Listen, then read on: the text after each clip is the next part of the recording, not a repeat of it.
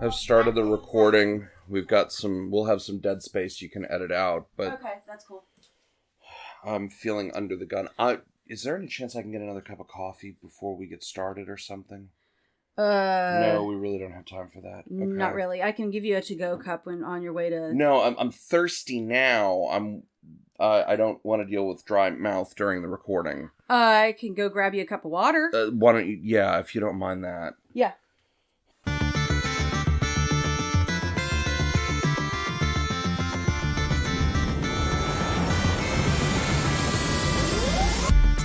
Welcome to the Play Ed Podcast, where we explore cultivating connections through play.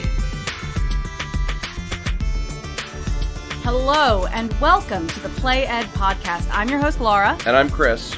And I have got a fun game to do today. I am flipping the script from last time when I had never played the game we were talking about, and now it's Chris's turn to be the guy who knows about but hasn't played it. Yes, there are a large number of games I have not played, contrary to rumor. And this is a really fun game, all of my children assure me, and my neighbors from a safe social distance assure me, and I really need a fun game right now. I don't know about you all, but I need fun, and I need simple, and I need something that's very bright and cheerful. And this game is all of those, or so I'm told. So we get the experience of me learning a fun, easy-to-play game during this podcast. All right. And I'm sure you're dying to know what it's called. It is called Sushi Go by Gamewright. And I found out about it from one of our neighbors. We trade back and forth. Before the zombie apocalypse. By text. It could have been done last week. By text. But it was last year sometime. It was last year. I got a text from her. It's like, hey, did you see that this game and this game were on sale at Amazon? It's like, I have never even heard of these games. So I go to Amazon and I look. It's like, sure enough, they were, I think, close to half off. And I went ahead and bought a tin. That's one of the things I love. I happen to get the collectible tin version. So I love games that are well packaged. Good packaging, good artwork. The aesthetics matter. Yes, they really do. I'm a sucker for them. So if you're a game designer listening to this, be aware, aesthetics matter. Yes. So I went ahead and purchased them, and it's one of the games that has become a huge hit with our kids because it is very simple to learn, very easy to play. And they play that as almost as frequently as they play chess, Mancala. There's one or two others. They'll pull out Castle Panic almost as frequently, but this is far easier than Castle Panic. And everybody will play. I'm just the only one wandering around here who never makes the time to learn. So, to give you a very quick overview of what the game is, I have the wonderful ad copy at Gamewright's own website. Pass the sushi. In this fast-playing card game, the goal is to grab the best combination of sushi dishes as they whiz by. Score points for making the most Maki rolls, or for collecting a full set of sashimi. Dip your favorite nigiri in wasabi to triple its value. But be sure to leave room for dessert, or else you'll eat into your score. Gather the most points and consider yourself the sushi master. So, I love that image of whizzing by. I have a friend of mine who, after her senior year of college, before she entered the workforce, she went to Japan for a year to teach English. And one of the things she came back explaining to me was that there were these restaurants in Japan, sushi bars, where there were these little conveyor belts with color-coded trays. Each little dish had a rim around the edge colored differently. And so when you checked out, you'd hand them, it's like, oh, it's so many yen for a blue rim, so many yen for a yellow rim, and so on. So you just stack the colored plates up and hand them off. Yeah, but you're sitting at a table and going by you are little dishes of sushi. And this game almost works the same way. It's what's called a pick and pass game. So, you have a deck. Each different kind of sushi scores a different way. So wait, everybody playing the game has to have their own deck?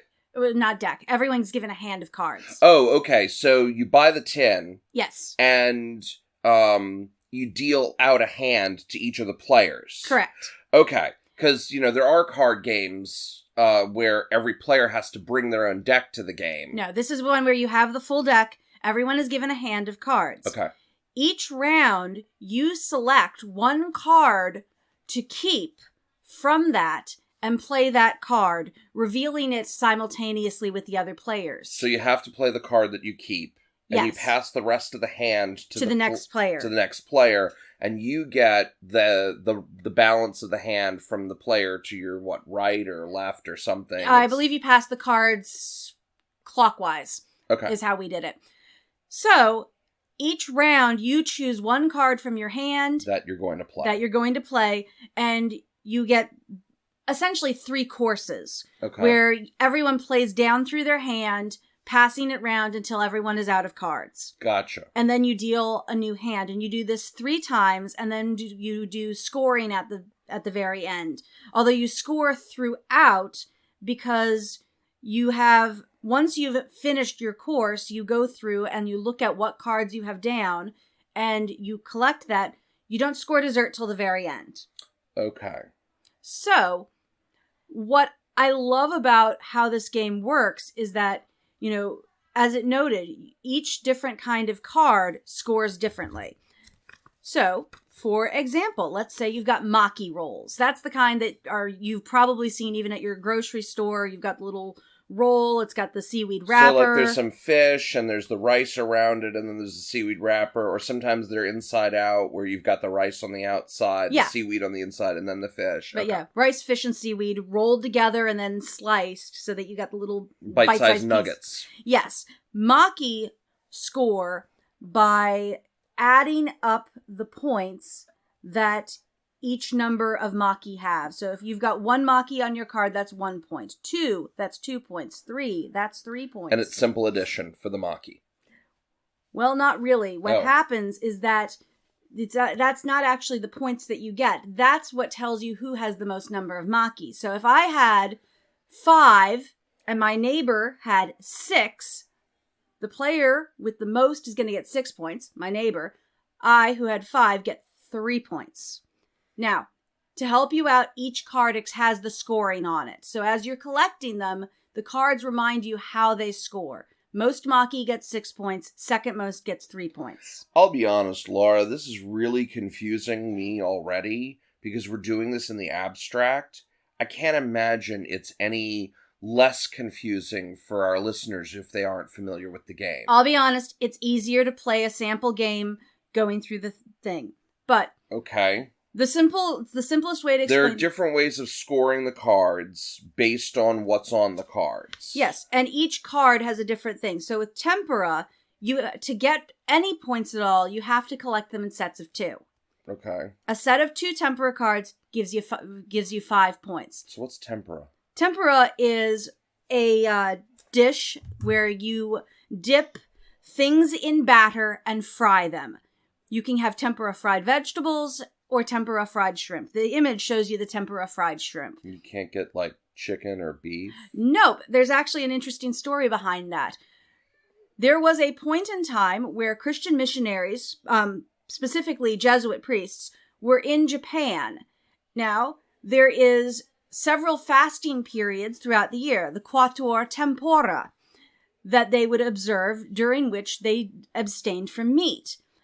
This dish could be eaten during that because it was just vegetables and fish. So, this fried dish, named after the Quator Tempora, becomes tempura. Huh. Yes.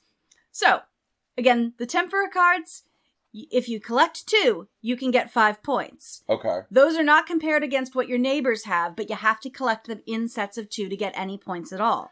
But you can only play 1 card at a time. Correct. So you've got an element of strategy. If you put down a tempura card, you are now having to hope that other tempura cards are in the other hands and going will eventually round. Come your way. Exactly. Or your opponent could play a tempura card to prevent you from getting a second one. Exactly. Okay, so there is some strategy in what you choose to pick and play each hand. Each pass. Okay. Might be the easiest way to think of it. So there are multiple passes per round, depending on the number of players. Yes. There are 3 rounds to the game. Mm-hmm. Okay. And without boring our listeners, who, if they choose to buy the game, can look through and read the entire thing, each type of sushi... Read what thing? Read the little game instruction book. Oh, there's an instruction book. Yes. Okay. It simply explains how each card plays. We'll imagine that. Yes. But the cards helpfully tell you the same thing. So I have a squid nigiri card. It is worth 3 points. Okay. Very simple. What you want to do with the game is learn how each card scores as you play. And then as you play more and become more familiar with it, you start using elements of strategy and learning elements of probability. But you can iterate through because the game moves quickly. The Very illustrations quickly. are charming, and hopefully everybody's having a good time, even if you're learning as you go. And importantly, as you mentioned, iterate quickly, there's that element of fail fast. You might lose the first game, but if the game takes only 10 to 15 minutes to play, you can play several rounds in an afternoon. And that has that advantage where you're looking for fun, that it doesn't leave you overwhelmed. It is very easy to learn because once you've played, I'd say 2 or 3 games worth, you know what all of the cards can be played with. Okay. Now, there is additional complications you can add. We have a different version of the game called Sushi Go Party. This seems to add a board. The board is actually very, very helpful. What the board does is that it gives you... And this is Sushi Go Party, not regular Sushi Go. Yes, it takes a slightly different approach to the game. The board is just helpful for scoring. Okay. It holds what are the cards in play, because it basically decides you've got your rolls, your Maki, but it has different kinds of rolls that are now available. Regular Maki, but also that kind with the rice on the outside. Okay. So, inside-out rolls. Yeah, the inside-out rolls. You could say, in this game, our rolls are going to be inside-out rolls, not the regular rolls. They score slightly differently. So you basically choose a different menu each time you play of what kind of cards are in play. So it gives some variety to the scoring. Okay. The board has numbers around the outside, and you get little tiny soy sauce bottles to hop around the board to keep track of scoring. Okay. And it allows for a slightly larger number of players as well, which is important in our family. We have 8 people in this household. This game will actually accommodate all of us. Oh, excellent. Whereas with regular Sushi Go, it'll... 5 or 6, I think? 2 to 5 players. 2 to 5. Which isn't bad if the kids want to play, but if we want to accommodate the whole family, we can play Party, which does accommodate a slightly larger number of players. And gives a little bit of variety once you've gotten the gist. Basics of the pick and pass and strategy and scoring. Mm-hmm. And it really is not that hard to learn. Occasionally, you have observed us playing games where everyone got very confused about how a couple of the cards played. But again, iterate through. After you've done it once or twice, you figure, oh, that's how the chopsticks work. And everyone is at peace again, and they've figured it out, and then you can play the game through, and no one is confused, because you've learned how the pieces work, and then you can actually dig into what the game teaches. Okay. So, age range? Age range? 8 and up is what Gamewright suggests. Our 5-year-old can play it with some assistance. He's capable of doing the math. So you need and he can recognize the pictures on the cards, even where he can't read them yet. Correct.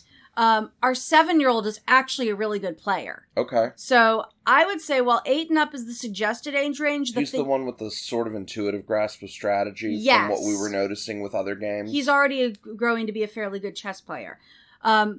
What I have observed in playing this is that what you need to have is enough basic arithmetic to be able to understand how to score the cards and thus see what are valuable for what you're doing. So you can make good decisions about what to play and what to pass on. Correct. And you need to be able to read enough to know what's on the card, but it's primarily number values. And once you understand what it is, you could probably teach a pre-literate child to recognize the pictures and make good decisions based just on that. Yeah, but most of your pre-literate children really aren't going to be able to grasp the strategic element, which suggests that it would prove frustrating after the first few hands with them. Although one could argue that if you're dealing with a struggling reader, that's not necessarily going to be an obstacle. Okay, that's fair. If you've got a 7-year-old who's a struggling reader, but has decent grasp of arithmetic, that's not going to be as big an obstacle as you would think it would be. Okay. That sounds fair. It's definitely more of a maturity question than necessarily a skill question. In terms of what it actually teaches, though, what you've hinged on it, probability and strategy are definitely the huge elements playing in this game. Because as you know, every time you get at that hand and you look, you have to say, okay, well, I should make sure that I grab that pudding, our dessert, early. Because I need to build those up for a chance of scoring at the end of the game. Okay. But that means that you have foregone all of the other high-scoring cards that you can get for that round, and hope that the hand that comes next is then going to start giving you things that you can build up through the course of the game. So you have to make optimal choices in a situation where you are guaranteed to have inadequate information to know what the optimal choice is. Exactly. So you're making a guess, sometimes educated, sometimes uneducated. You know what you're handing on to the person down the line, but you don't know what they're about to play, and you don't know what's coming your way from someone else's hand, especially once you get to 3, 4, 5, or in the case of Sushi Go Party, 6, 7, 8 players. Correct. Okay. So, but being able to make decisions in uncertainty, formulate a strategic approach, and then adapt, adjust, and overcome as more information becomes available. And strategy is definitely an element, because each time that you choose a card, you're saying, okay, this is a kind of card where I need to collect 3 to win points, or I'm going to collect these, they're low point value, but if a wasabi comes by, wasabi is horseradish, and is typically eaten with sushi, that will change the point value of my cards and increase it. Okay. So, you're making strategic choices. You're looking at what's in your cards and saying, what's the best way to collect these? And playing party, where you've got a much wider range of possibilities, it's fascinating to watch as a new card comes through and it's like, oh, that's how this works. And then we play another round with that selection, that menu, and you watch as the kids start to pick up on, ooh, this is a good one to start collecting, because if I do this and everything comes together, I can have 20 points this round just from this set of cards. Gotcha. And that's an interesting thing, but I think the adapt, adjust, and overcome is also a really important element, learning that sometimes the strategy you pick is not working. Right. And then you have to look and say, what do I have on hand that I can make the best out of as I'm closing this round? And I've seen that in our kids as they're playing, that when they first learn, they sit down and they study the cards when they're not playing in order to figure out what's sort of the perfect hand, what's the optimal, how do you maximize the score, what cards do you need? Then they learn they can't just, having imagined that and planned it out by studying the game, they can't make that happen because they don't have control over what's coming their way. They have to learn how to try and get there. Yeah. I had that experience when I was learning to play poker as a teenager. That, okay, so a straight and a flush and a royal flush, those are arguably your best hands, but statistically, the probability of getting any of those in any given honest hand of poker with only one deck is pretty slim. Once you're dealing with a shoe with multiple decks, like you would play with, anybody at a casino or whatever, the odds become orders of magnitude lower. Yeah. And even if you're not working the probabilities in your head, and to be clear, I don't, but I've worked with people who can and do, and it's really impressive, you do have you develop an intuitive feel for what you can get out of the cards. And, whether you're playing, stud poker or draw poker or any of its variations, it sounds a lot like Sushi Go in that you don't really have control over what's coming your way. You have to play the hand you're dealt. You have to play the hand you're dealt and figure out how to get to a winning hand from what you have available. And that honestly sounds rather frighteningly like most of my working life over the last 20-odd years. Well, I think in terms of, life lessons that you can start teaching early, learning to accept that a perfect hand may exist, but that's not the hand you're dealt. Be grateful if you get one for that moment, but you can't go through life expecting it. And if you get fixated on the one good way to do something, you're going to inevitably be disappointed because the odds that one good way happens are very slim. Whereas if you can take what you're handed and say, how can I make the best of what I have right here? And learn to constantly assess and say, how do I work with what I have in the moment? Mm-hmm. That is a trait that is going to go well beyond playing Sushi Go successfully and start developing a habit of mind of, rather than fixating on the perfect, focus on the what do we have here that's good. Okay, that makes sense. Yeah.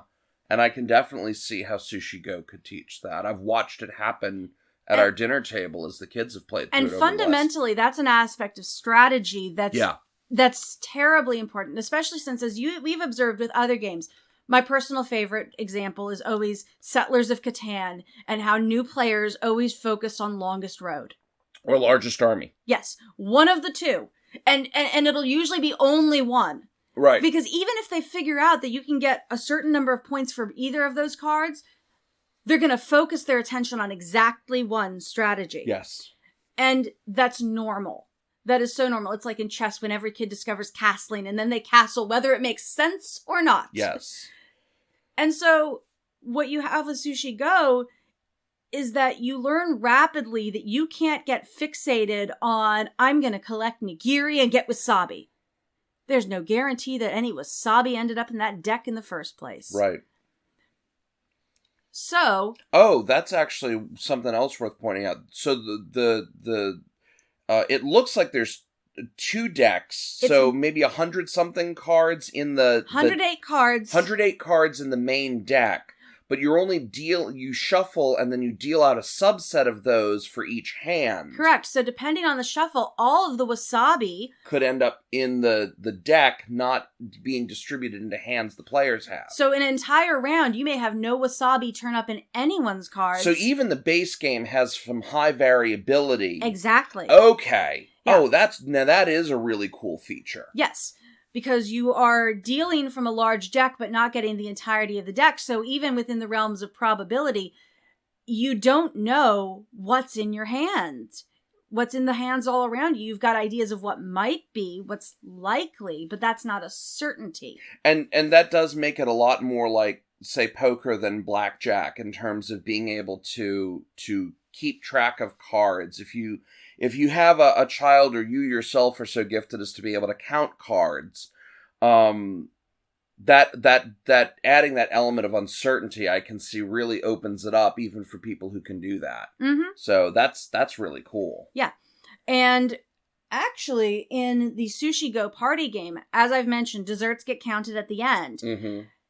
One of the things that they do is that the number of desserts in the deck is altered based on the number of players. Oh. So if you have a smaller number of players, you have a smaller number of desserts to go around. The Avalon Hill civilization did that. It took away certain numbers of some of the technologies. Importantly, however, it also shuffles those in at certain times. Oh, okay. So there are only so many in play at a given time, even of the limited suboptimal number. Exactly. Oh, very cool. Yes. Very cool. And so this is a really well thought out game. It is a very well thought out game. It offers a lot of opportunity. And the other thing that strikes me is I'm fond of sushi. We've been going to sushi bars for 20 years now. Yeah, I went to my first sushi. It was a restaurant like Benihana, but it wasn't a Benihana branded restaurant. trying to remember what it was called. I mean, there were 2 of them in suburban New Orleans when I was growing up, and I remember I was, I guess, 11 or 12 when I asked my grandmother to take me one. My grandfather didn't want anything to do with it, but we went, and we ate at the hibachi and all, and it was another year or 2 before I started trying to teach myself Japanese. I was that weird kid in the late 80s. Well, let me guess. I guess I was about 12 or 13. I started trying to teach myself Japanese. And I talked my grandmother into sitting at the sushi bar rather than the hibachi one evening. I remember talking with the sushi chef, and I knew enough Japanese geography that when I asked him where he was from, and he told me that he was from the Tokyo area, I said, "Oh, this area," and he said, "No, this other area." I was like, "Oh, that's on the west side." He's like, "Yeah, are you familiar with it?" I said, "I've only seen it on maps, but I'm really fascinated in everything Japanese." He was like, "Oh, well, I hope you enjoy yourself." And it was a really cool exchange. And, I'd go to sushi bars. I took dates on sushi bars when I was dating in high school. And you and I have been eating sushi together for just going to Japanese restaurants in general for the entire time we've been together. Mm-hmm. That's over a quarter century now. Yes. Our kids ask how often we can go to the sushi bar, which unfortunately right now, in the midst of the zombie apocalypse, we can't. But I'm looking forward to taking everybody out as things open back up. Oh, yes. So in the meantime, we're playing a lot of Sushi Go. Mm-hmm. And I need to learn this game so I can join in the family. Yes, you can. And that's one of the other things that, it's light and fun, but if you happen to be studying Japan in your geography or social studies, it's a fun game to toss in there as a little bit of, Japanese culture. It's got the correct names for all of the different pieces. And it's a little bit of fun that you can toss into that. But I think they're so cute. They are I'm adorable. Looking at the illustrations are just,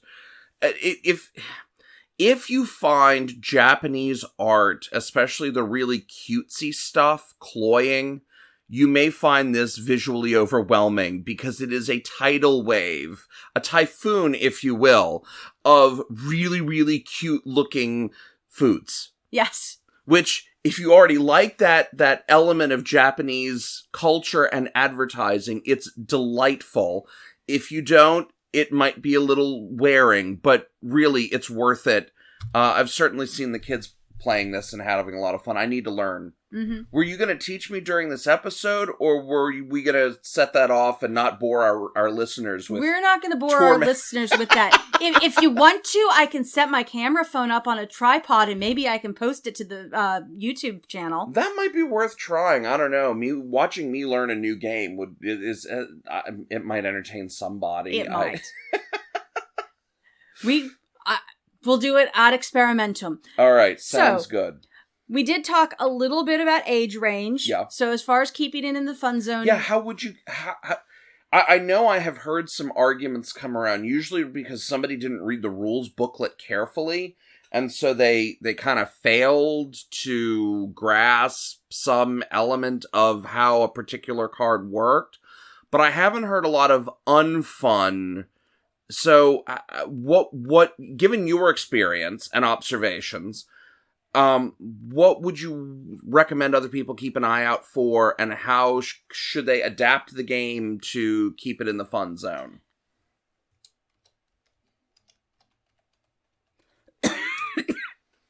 Good question. What I would say is the age range of 8 and up is possibly a little low. It's a good, definite starting point. You could probably start earlier if you've got a child who's already showing some signs of good strategic thought. So long as they've got strong basic arithmetic and are reasonably okay at reading, they're probably going to be fine. So with basic arithmetic, we're talking about addition. Is there subtraction? Is there multiplication? Is there division? Or is it really just simple addition? There is some multiplication. As I said, wasabi is a multiplier when combined with nigiri. Okay, so basic addition, some simple multiplication, single number type stuff. Yes. So what's that? Is that covered in 2nd or 3rd grade curricula for a lot of people? It is definitely in 2nd grade math. I think you could have a 7 and up and be fine. Okay.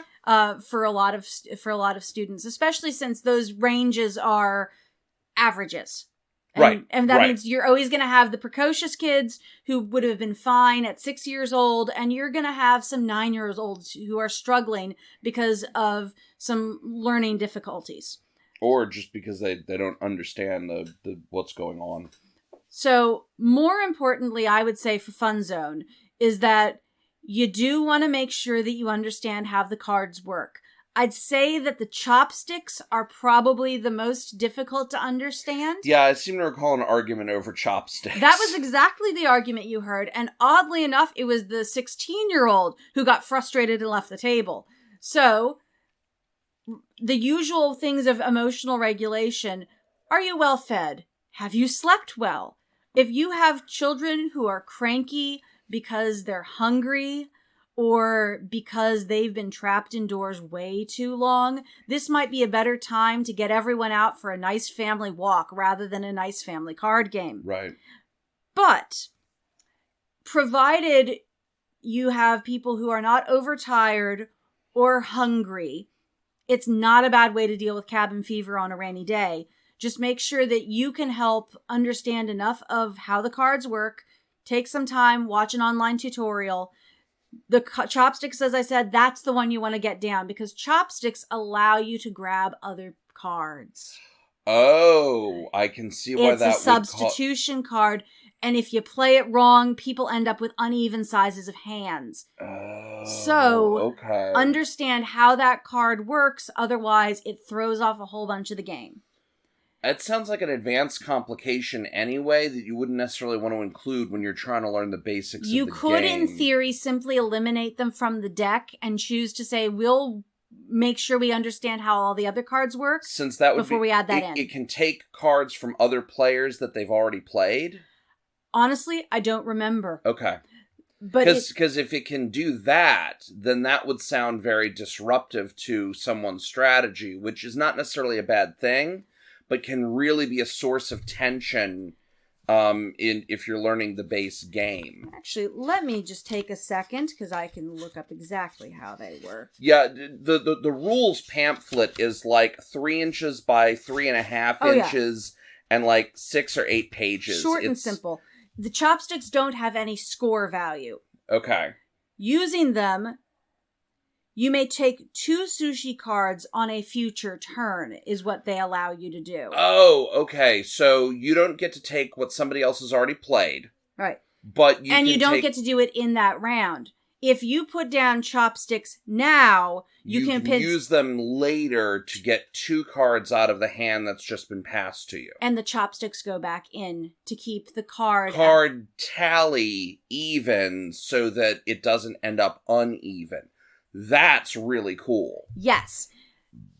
But it is a bet because you don't know when you're going to have a hand where it's worth taking 2.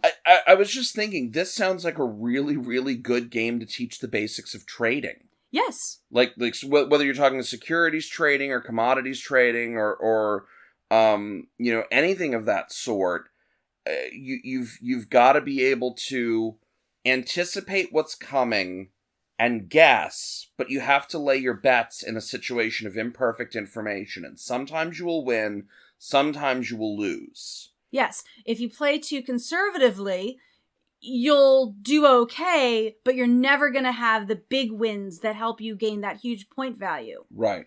But I've watched the 7-year-old win with some very impressive strategic thinking. Okay. He figured out a card combination that was working for him, and he played it, and the cards came out right, and it was very successful. Excellent. And that's one of the things is that if you play several games in an afternoon, it plays very fast.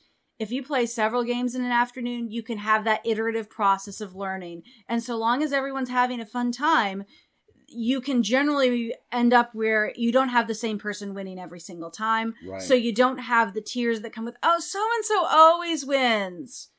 Which, yeah. Yeah. Speaking of other games we need to play iteratively. There's a couple we've got that I want to get back to playing again, because we never quite got through even getting the basics under everybody's belts. Yes, because on topic, we did finally get our copy of Pandemic, but I think we're going to review that one for everyone once the captain turns off the fasten seatbelt sign and invites us to move freely about the cabin. Exactly. All right, excellent.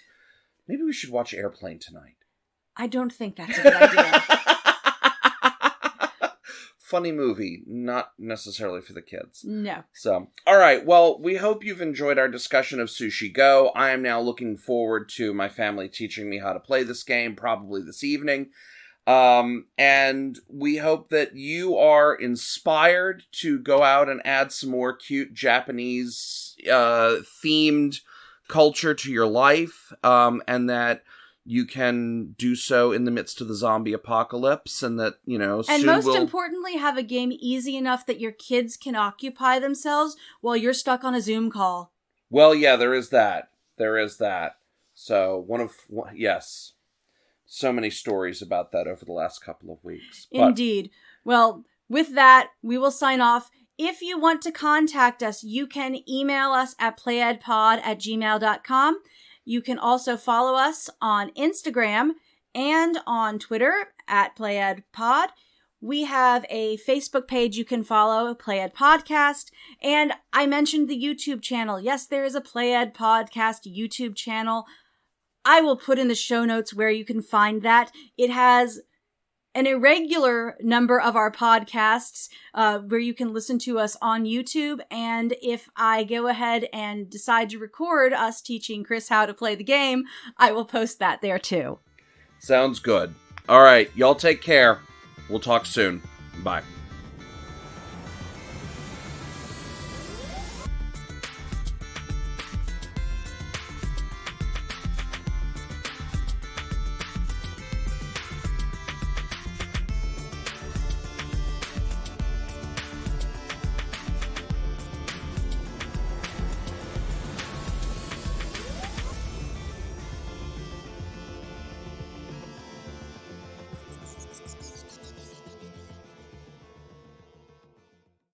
There you are.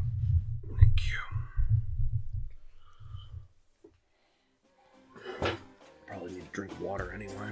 That is probably the case. All right, Mike's hot. Mike is hot, and it seems to be picking up my voice just fine. Yep. And it's not picking up a lot of the ambient noise back there. I was watching the graph as it recorded. Yeah. Yes. Pull up what I need. Hello and welcome to the Played Pot.